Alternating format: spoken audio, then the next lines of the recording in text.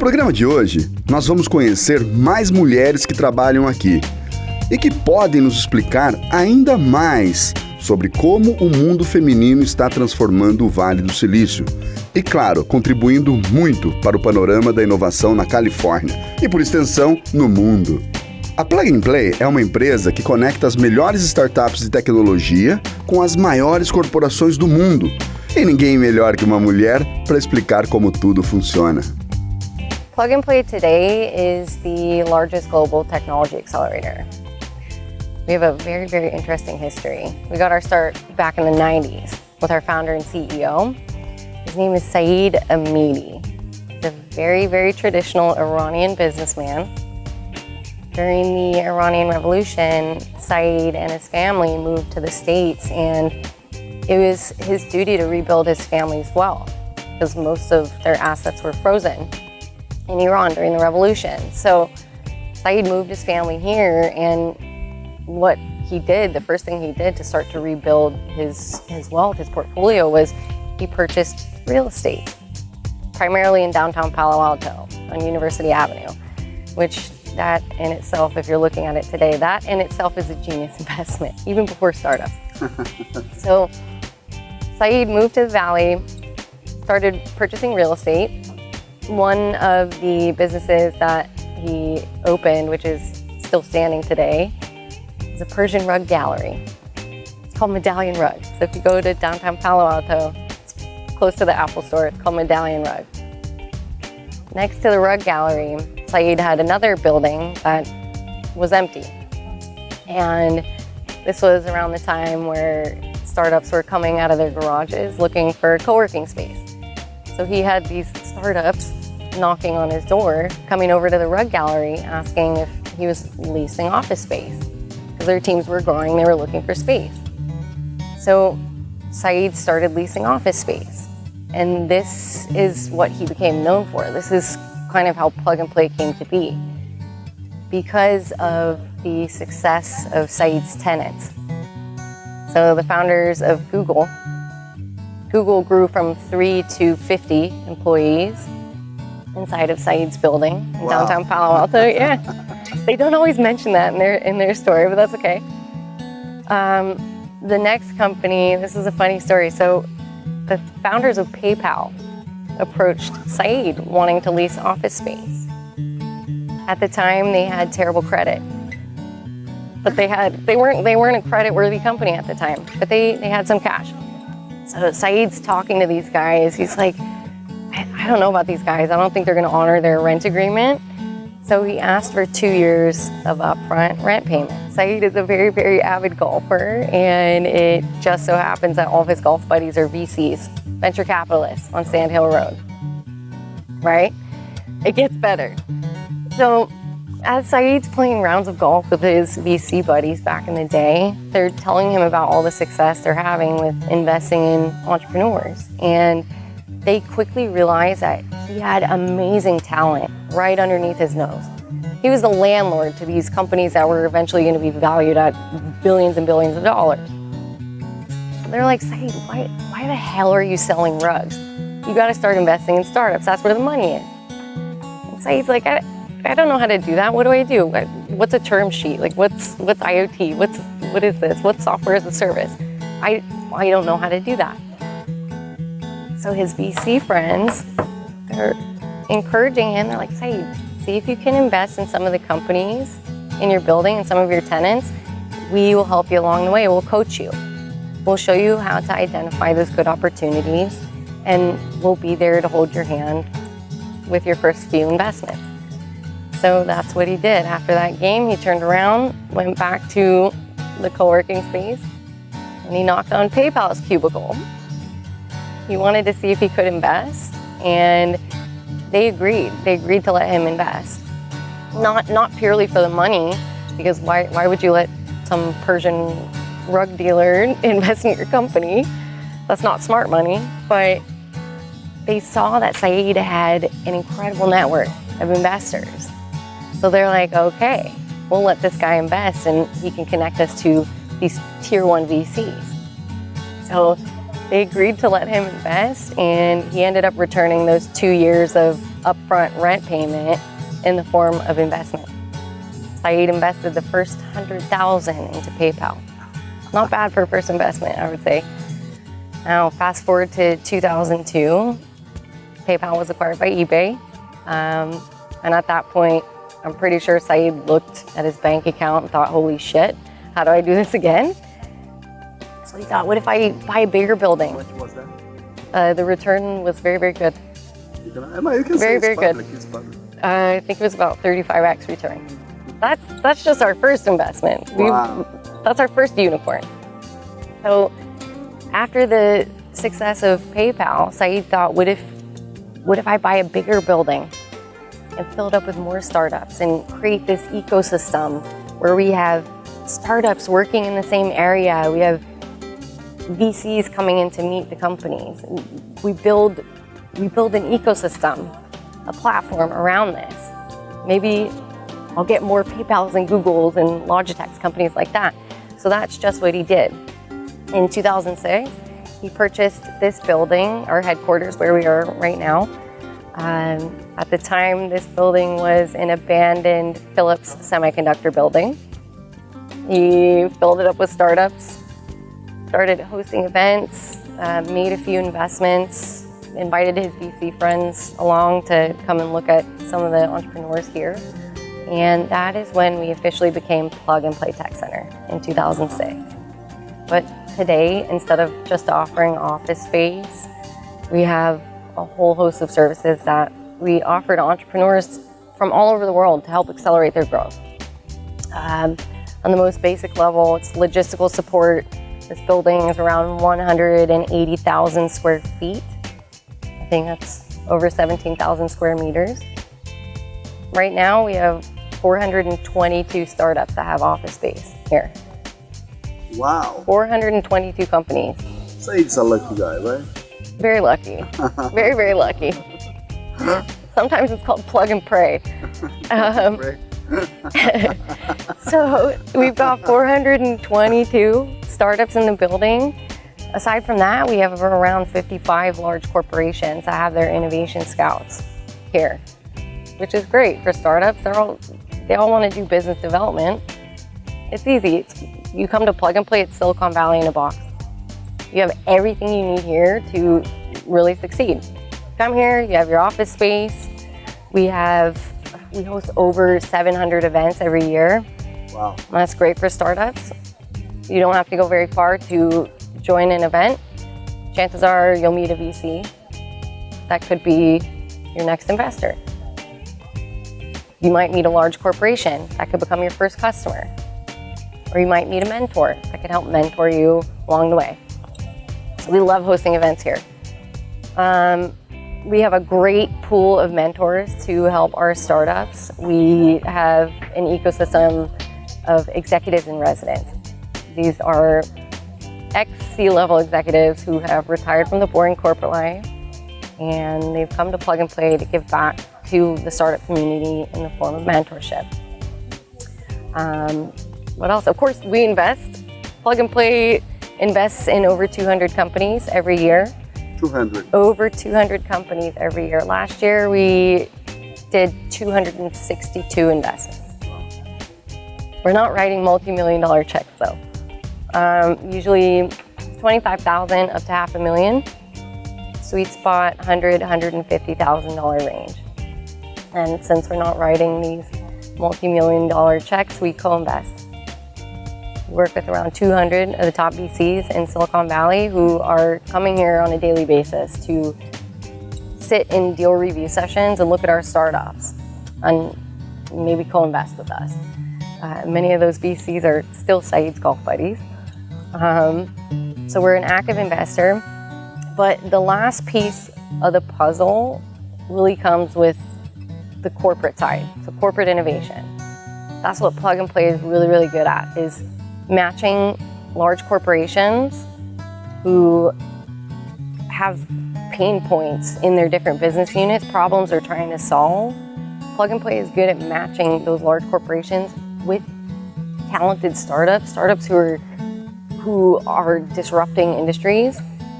we bring those startups and those corporates together to help each other solve problems. So that's what Plug and Play is really good at. Right now, the way we work with corporates is currently Plug and Play runs about 12, 13 vertically themed programs for corporate innovation platforms. It's kind of a fancy word for accelerator program, but we don't like to use that term because Plug and Play operates a little bit differently than other accelerators in that if a startup is accepted into one of our programs, we don't take any equity. The cost for the startup is nothing. It's completely free. No pressure. We don't take a piece of your company. What is it like working in Silicon Valley as a female? It's different today than it used to be. Today it can be difficult, but you have to be innovative. You have to find ways to work around that and stand your ground. As a female, one of the things that I appreciate so much about being at Plug and Play is that here, Plug and Play is really the great equalizer. It's a great equalizer. People come here to collaborate. It doesn't matter what color you are, what gender you are, what beliefs you have. Everybody comes here to collaborate. It is difficult to be a woman in Silicon Valley in general because it is, I hate to say it, it is a boys' club, but it's our time, it's our job to work together, men and women alike, to sort of break that glass ceiling and really to see each other as equals. Os programas de crescimento da empresa também são impressionantes. So, aside from the 12, 13 vertically themed corporate innovation programs that we run, we have what I personally feel is the most exciting and enriching program at Plug and Play for international entrepreneurs. It's a 3-month soft landing program made for international entrepreneurs, where in this program, instead of working with large corporations, we're working with government, public sector, government agencies, trade and economic development organizations, incubators, accelerators at universities in these different countries. And together with our public sector partners, we are we're sourcing and identifying those talented entrepreneurs that live in these different corners of the world. And we're bringing those companies here to Plug and Play to participate in a 3-month program and really accelerate their growth in Silicon Valley. They come here, they have a soft landing. As an entrepreneur, an international entrepreneur coming to Silicon Valley, it can be kind of scary. Where do you go? Where do you live? Where do you work? How do you meet VCs? How do you get a mentor? How do you refine your pitch so that a VC is even going to look at you or take a second look at your pitch deck?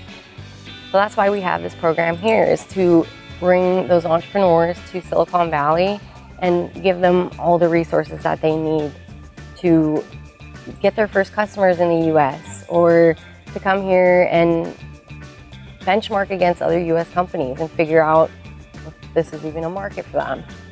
So we have the international program. I kid you not, it's the best program at Plug and Play. A participação e a contribuição dos brasileiros não passa despercebida por aqui. Nem poderia.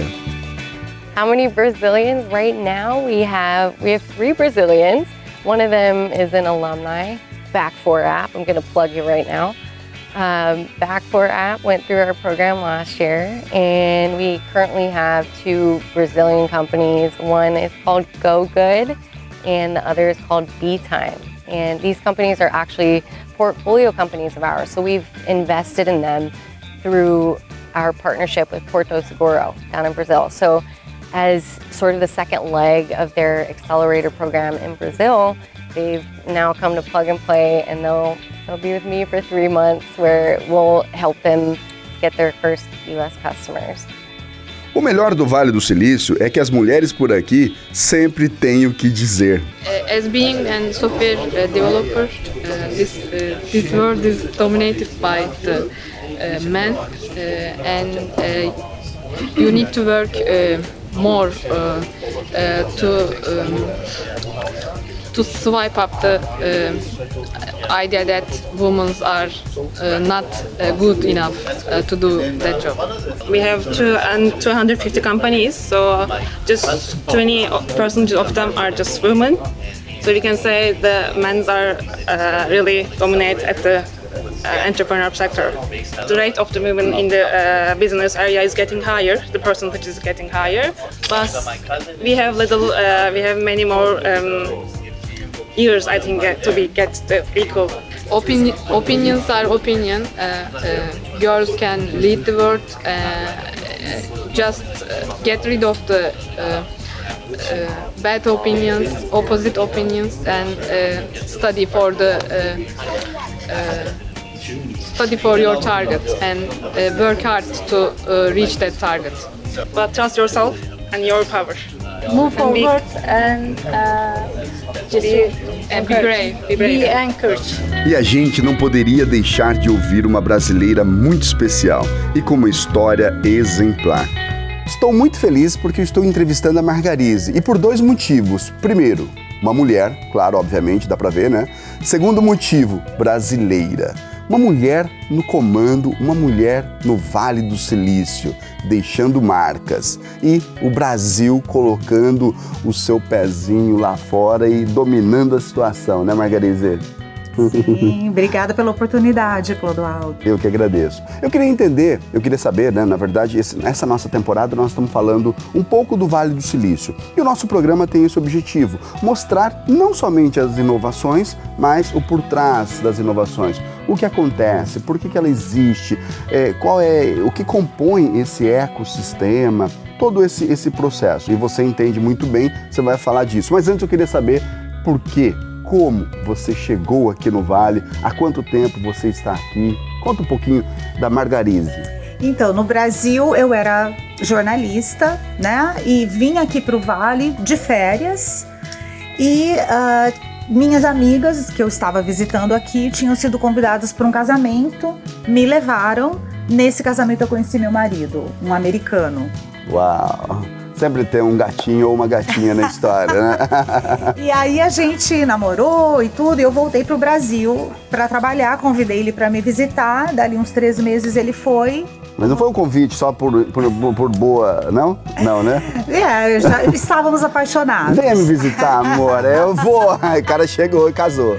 Imagine isso há 20 anos, não Uau. existia Skype, não existia Hangout, não existia WhatsApp, então a gente se manteve ali contato nesse período que eu fui embora e até que ele foi para o Brasil me visitar, mantivemos contatos via telefonemas caríssimos. Uau, que legal, que legal. E aí você mudou pra cá e começou a sua vida aqui. Isso. Aí, quando ele foi me visitar, a gente já sabia que não queria um relacionamento à distância, então ficou aquela coisa, quem vem, quem vai. E no fim eu acabei voltando pra cá e reconstruindo a minha vida. Legal. E já começou trabalhando aqui? Não, a primeira coisa que eu fiz foi estudar, porque o meu inglês era péssimo. Então eu sabia que eu precisava primeiro Fala inglês. Aprender essa língua e ficar um pouquinho fluente nessa língua.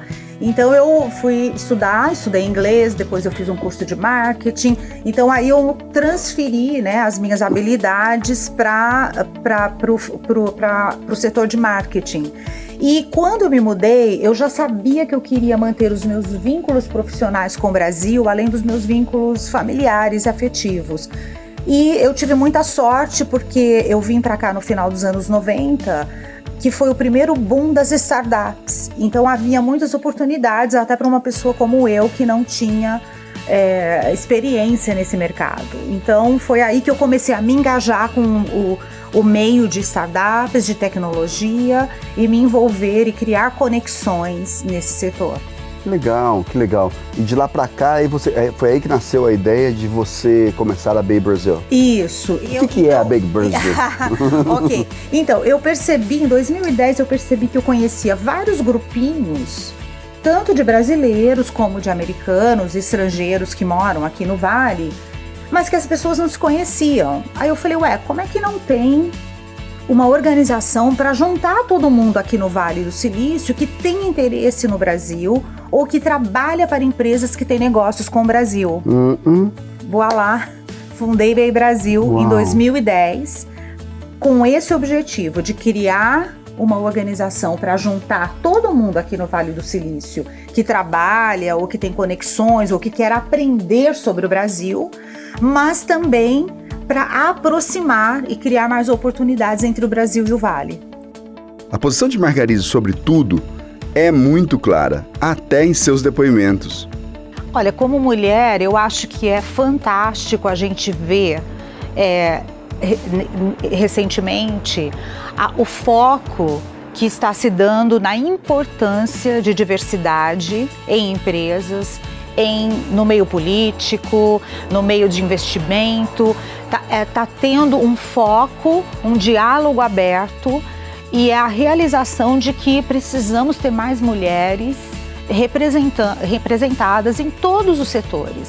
Então é maravilhoso que esse diálogo hoje está em evidência, não só aqui no Vale do Silício, mas em outras partes do mundo.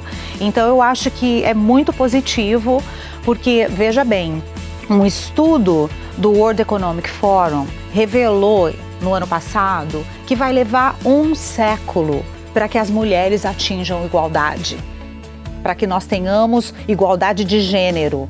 Então isso é super grave, né? Mas esse diálogo que está havendo hoje, devagarzinho, eu acredito que vamos atingir progresso, tendo a mulher mais representatividade nos diversos setores da sociedade. Como mulher, eu me sinto privilegiada de estar aqui no Vale do Silício construindo o ecossistema de tecnologia interessado no Brasil. Esse é o nosso propósito. Desde que eu fundei em 2010, eu achava que deveria ter aqui no Vale uma organização focada em construir o ecossistema para juntar as pessoas interessadas no Brasil ou que investem no Brasil, ou os profissionais de tecnologia que são brasileiros ou que trabalham para empresas que têm negócios com o Brasil. Eu achava que era importante a gente ter essa organização. Então, para mim é um privilégio estar construindo esse ecossistema e tem muita gente me ajudando nessa construção, principalmente homens, porque no meio de tecnologia, infelizmente, a grande maioria é formada por homens. Então, um dos instrumentos que a gente usa para fazer,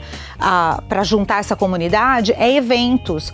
E muitas vezes eu tenho dificuldade de trazer mulheres, porque os assuntos que a gente cobre nos nossos eventos é tecnologia, investimento, e infelizmente a mulher não tem representatividade tanto quanto o homem. Aliás, é muito menos representada nesses setores. Então, quando eu vou organizar um evento, eu vejo que há muita dificuldade de trazer mulheres palestrantes, né? Mas eu acho que o diálogo que hoje está sendo incentivado, não só aqui no Vale, como no resto do mundo, com a participação da mulher, eu acho que é super importante, porque então eu acho que a gente vai construir devagarzinho, a gente vai progredir e ver mais mulheres participando. É um longo caminho, mas eu acredito que a gente já tem feito um progresso.